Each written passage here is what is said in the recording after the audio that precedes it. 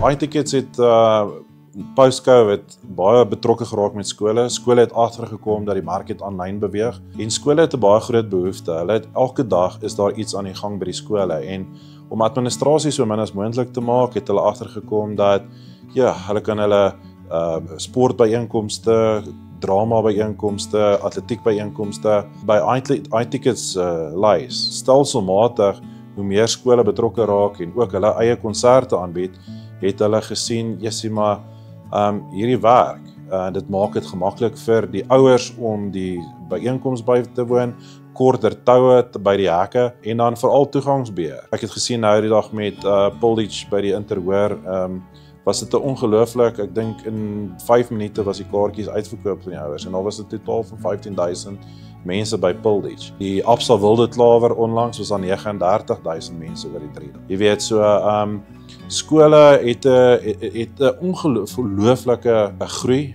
van byeenkomste.